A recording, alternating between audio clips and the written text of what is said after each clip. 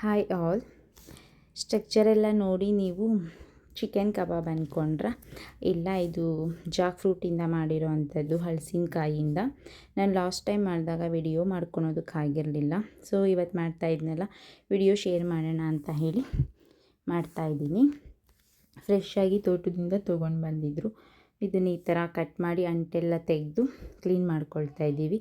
ನಾವು ಅಂದ್ಕೊಂಡ್ವು ಅದು ಎಳೆದಿರೋದ್ರಿಂದ ಈಸಿಯಾಗಿ ಕಟ್ ಮಾಡ್ಬೋದು ಅಂತ, ಬಟ್ ಇಲ್ಲ, ಏನದು ಮುಳ್ಳು ಥರ ಇರುತ್ತಲ್ಲ, ಅದನ್ನು ತೆಗೆಯೋದಕ್ಕೆ ನಿಜವಾಗ್ಲೂ ಸ್ವಲ್ಪ ಕಷ್ಟ ಆಯಿತು. ಅದು ಬಿಟ್ಟರೆ ಟೇಸ್ಟ್ ವೈಸ್ ಅಂತೂ ಸಖತ್ತಾಗಿತ್ತು. ಸೊ ನಾನು ಹೇಗೆ ತೋರಿಸ್ತಾ ಇದ್ದೀನಿ ಆ ಥರ ನೀವು ಒಂದ್ಸಲ ಟ್ರೈ ಮಾಡಿ ನೋಡಿ. ನೀವು ಇದನ್ನು ಬಿಡಿಸ್ಬೇಕಿದ್ರೆ ಕೈಗೆ ಸ್ವಲ್ಪ ಎಣ್ಣೆನ ಅಪ್ಲೈ ಮಾಡ್ಕೊಂಡು ಬಿಡಿಸೋದ್ರಿಂದ ಕಾಯಿ ಕೂಡ ಕಲರ್ ಚೇಂಜ್ ಆಗೋಲ್ಲ ಆ್ಯಂಡ್ ಕೈಗೆ ಅಂಟು ಕೂಡ ಅಂಟ್ಕೊಳ್ಳೋದಿಲ್ಲ. ನಿಮ್ಗೆ ಯಾವ ಸೈಜಿಗೆ ಬೇಕೋ ಆ ಸೈಜ್ಗೆ ಕಟ್ ಮಾಡ್ಕೋಬೋದು. ಬಟ್ ನಾವು ಎಷ್ಟೇ ಚಿಕ್ಕದು ತೊಗೊಂಡ್ರೂ ಅದರಲ್ಲಿ ಏನು ದಿಂಡಿರುತ್ತೆ ಅದನ್ನು ಕಂಪ್ಲೀಟಾಗಿ ತೆಗಿಬೇಕಾಗತ್ತೆ. ನಾವು ಹಲಸನ್ನೆಲ್ಲ ಕುಯ್ದಾಗ ದಿಂಡು ನೋಡಿರ್ತೀವಿ ಅಲ್ಲ, ನೋಡಿ ಇಲ್ಲಿ ಇದನ್ನು ಕಂಪ್ಲೀಟಾಗಿ ತೆಗೆದು ನಮ್ಗೆ ಯಾವ ಸೈಜಿಗೆ ಬೇಕೋ ಆ ಸೈಜ್ಗೆ ಕಟ್ ಮಾಡ್ಕೋಬೋದು. ನಾನಿಲ್ಲಿ ಮೀಡಿಯಮ್ ಸೈಜ್ಗೆ ಕಟ್ ಮಾಡಿಸ್ಕೊಳ್ತಾ ಇದ್ದೀನಿ.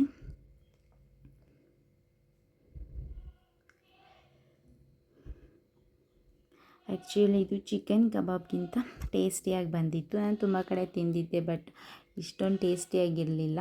ಇದಂತೂ ತುಂಬ ಟೇಸ್ಟಿಯಾಗೇ ಬಂದಿತ್ತು. ಇದನ್ನು ನೀವು ಓಪನ್ ಕುಕ್ ಕೂಡ ಮಾಡ್ಕೊಳ್ಬೋದು. ನಾನು ಬೇಗ ಆಗುತ್ತೆ ಅಂತ ಹೇಳಿ ಈ ಥರ ಪ್ರೆಷರ್ ಕುಕ್ ಮಾಡ್ಕೊಳ್ತಾ ಇದ್ದೀನಿ. ಹಲಸಿನಕಾಯಿಗೆ ಎಷ್ಟು ಬೇಕು ಅಷ್ಟು ಉಪ್ಪು, ಸ್ವಲ್ಪ ಅರಿಶಿನ ಪುಡಿ, 1 ಟೇಬಲ್ ಸ್ಪೂನಷ್ಟು ಎಣ್ಣೆ ಹಾಕಿ 1 ವಿಸಿಲ್ ಮಾಡ್ಕೊಳ್ಳೋಣ.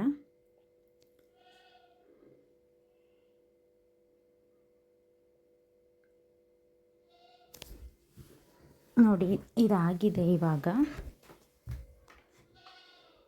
ಇದನ್ನು ಫುಲ್ಲು ಸ್ವಲ್ಪ ನೀರು ಇಲ್ದಲೇ ಇರೋ ಥರ ಸ್ಟ್ರೈನ್ ಮಾಡ್ಕೊಳ್ಬೇಕಾಗತ್ತೆ. ನೀರಿದ್ದರೆ ಮ್ಯಾರಿನೇಟ್ ಮಾಡಬೇಕಿದ್ರೆ ನೀರು ಥರ ಆಗೋಗ್ಬಿಡುತ್ತೆ. ಅದನ್ನು ಕಂಪ್ಲೀಟಾಗಿ ತಣ್ಣಗಾಗೋದಕ್ಕೆ ಬಿಟ್ಟು ಇನ್ನೊಂದು ಕಡೆ ನಾವು ಮಸಾಲೆ ರೆಡಿ ಮಾಡ್ಕೊಳ್ಳೋಣ. ಕಲರ್ ಪರ್ಪಸ್ಸಿಗೋಸ್ಕರ ನಾನಿಲ್ಲಿ ಬ್ಯಾಡಗೆ ಮೆಣಸಿನ್ಕಾಯಿ, ಬೆಳ್ಳುಳ್ಳಿ, ಶುಂಠಿ ತೊಗೊಂಡಿದ್ದೀನಿ. ನಾನಿಲ್ಲಿ ಬೆಳ್ಳುಳ್ಳಿ ಶುಂಠಿನ ಫ್ಲೇವರ್ ಜಾಸ್ತಿ ಇರಲಿ ಅಂತ ಹೇಳಿ ಜಾಸ್ತಿನೇ ತೊಗೊಂಡಿದ್ದೀನಿ. ಖಾರಕ್ಕೋಸ್ಕರ ಹಸಿಮೆಣಸಿನ್ಕಾಯಿ, ಸ್ವಲ್ಪ ಕರಿಬೇವಿನ ಸೊಪ್ಪನ್ನು ತೊಗೊಂಡಿದ್ದೀನಿ. ಮ್ಯಾರಿನೇಟ್ ಮಾಡೋದಕ್ಕೆ 4 ಸ್ಪೂನ್ ಮೊಸರು, ಸ್ವಲ್ಪ ಕಸ್ತೂರಿ ಮೇಥಿ ಸೇರಿಸ್ಕೊಳ್ತಾ ಇದ್ದೀನಿ, ಟೇಸ್ಟ್ ಚೆನ್ನಾಗಿರುತ್ತೆ ಅಂತ ಹೇಳಿ. ನಾವು ಆವಾಗಲೇ ಏನು ಪೇಸ್ಟ್ ಮಾಡ್ಕೊಂಡಿದ್ವಿ, ಮೆಣಸಿನ್ಕಾಯಿ, ಜಿಂಜರ್ ಗಾರ್ಲಿಕ್ ಪೇಸ್ಟನ್ನು ಸೇರಿಸ್ಕೊಳ್ತಾ ಇದ್ದೀನಿ. ಇದಕ್ಕೆ ಮೊಟ್ಟೆ ಆಗಲಿ ಯಾವುದೇ ಥರ ಕಬಾಬ್ ಪೌಡರ್ ಆಗಲಿ ನಾನು ಸೇರಿಸ್ಕೊಳ್ತಾ ಇಲ್ಲ. ಸ್ವಲ್ಪ ಹಸಿ ಧನಿಯಾ ಪುಡಿ, ರುಚಿಗೆ ತಕ್ಕಷ್ಟು ಉಪ್ಪು, 1-2 ಟೇಬಲ್ ಸ್ಪೂನಷ್ಟು ಎಣ್ಣೆನ ಸೇರಿಸ್ಕೊಂಡು, ಯಾವುದೇ ಥರ ನೀರೆಲ್ಲ ಸೇರಿಸ್ಕೊಳ್ಳೋದು ಬೇಡ, ಟೇಸ್ಟ್ ಚೆನ್ನಾಗಿರಲ್ಲ.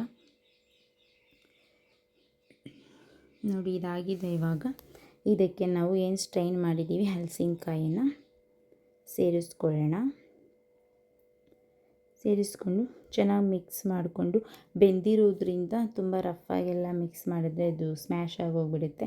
ಲೈಟಾಗಿ ಮಿಕ್ಸ್ ಮಾಡಿಕೊಂಡು ಒಂದು 5 ನಿಮಿಷ ನಾನು ಬಿಟ್ಟು ಆಮೇಲೆ ಇದಕ್ಕೆ ಹಿಟ್ಟುಗಳನ್ನ ಸೇರಿಸ್ಕೊಳ್ತಾ ಇದ್ದೀನಿ. ಬಿಕಾಸ್ ಆಫ್ ಮಸಾಲೆ ಫ್ಲೇವರ್ ತುಂಬ ಚೆನ್ನಾಗಿರುತ್ತೆ. ನಾವು ಹಿಟ್ಟನ್ನು ಬೈಂಡಿಂಗ್ ಪರ್ಪಸ್ಸಿಗೋಸ್ಕರ ಯೂಸ್ ಮಾಡೋದ್ರಿಂದ ಈ ಥರ ಆಮೇಲೂ ಸೇರಿಸ್ಕೊಂಡ್ರೂ ಕೂಡ ಚೆನ್ನಾಗಿರುತ್ತೆ. ನಾನಿಲ್ಲಿ ಮೈದಾ ಹಿಟ್ಟು 2 ಸ್ಪೂನು, ಕಡಲೆ ಹಿಟ್ಟು 2 ಸ್ಪೂನು, 1 ಸ್ಪೂನ್ ಅಕ್ಕಿ ಹಿಟ್ಟು ಹಾಕ್ಕೊಂಡು ಮಿಕ್ಸ್ ಮಾಡ್ಕೊಳ್ತಾ ಇದ್ದೀನಿ. ನೀವು ಈ ಥರ ಒಂದೇ ಸಲ ಹಾಕಿ ಮಿಕ್ಸ್ ಮಾಡೋಕ್ಕಾಗಲ್ಲ ಅಂದರೆ ಒಂದು ಬೇರೆ ಕಪ್ಪಲ್ಲಿ ಎಲ್ಲ ಹಿಟ್ಟು ಹಾಕಿ ಮಿಕ್ಸ್ ಮಾಡಿಕೊಂಡು ಆಮೇಲೆ ಸೇರಿಸ್ಕೊಳ್ಬೋದು. ಈ ಥರ ಮಿಕ್ಸ್ ಮಾಡಿದ್ದನ್ನು ಒಂದು 10 ನಿಮಿಷ ಫ್ರೀಝರಲ್ಲಿ ಇಟ್ಕೊಳ್ಳೋಣ.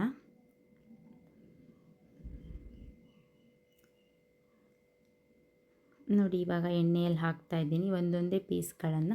ನಾವು ಬೋಂಡಾ, ಬಜ್ಜಿ ಅಥವಾ ಕಬಾಬೆಲ್ಲ ಯಾವ ಥರ ಹಾಕ್ಕೊಳ್ತೀವಿ ಇದನ್ನು ಆ ಥರನೇ ಹಾಕ್ಕೊಳ್ಳಿ. ಫ್ಲೇಮ್ ಮಾತ್ರ ಮೀಡಿಯಮ್ ಫ್ಲೇಮಲ್ಲೇ ಇಟ್ಕೊಳ್ಳಿ, ಯಾಕಂದರೆ ನಾವು ಆಲ್ರೆಡಿ ಹಲಸಿನಕಾಯಿನ ಬೇಯಿಸ್ಕೊಂಡಿರ್ತೀವಿ. ಬೇಗ ಸೀದೋಗ್ಬಿಡುತ್ತೆ ನಾವು ಹೈ ಫ್ಲೇಮಲ್ಲಿ ಮಾಡೋಕ್ಕೋದ್ರೆ. ನೋಡಿ ಕಲರ್ ಎಷ್ಟು ಚೆನ್ನಾಗಿದೆ, ಟೇಸ್ಟ್ ಕೂಡ ಅಷ್ಟೇ ಚೆನ್ನಾಗಿ ಬಂದಿತ್ತು. ನಾನು ಹೊರಗಡೆ ತಿಂದಾಗ ಕೂಡ ಇಷ್ಟು ಟೇಸ್ಟಾಗಿ ಎಲ್ಲಿನೂ ತಿಂದಿರಲಿಲ್ಲ, ಅಷ್ಟು ಚೆನ್ನಾಗಿ ಬಂದಿತ್ತು.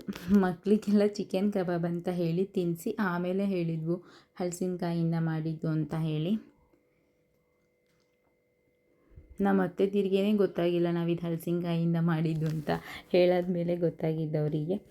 ತುಂಬ ಚೆನ್ನಾಗಿತ್ತು, ನೀವು ಕೂಡ ಟ್ರೈ ಮಾಡಿ. Thanks for watching.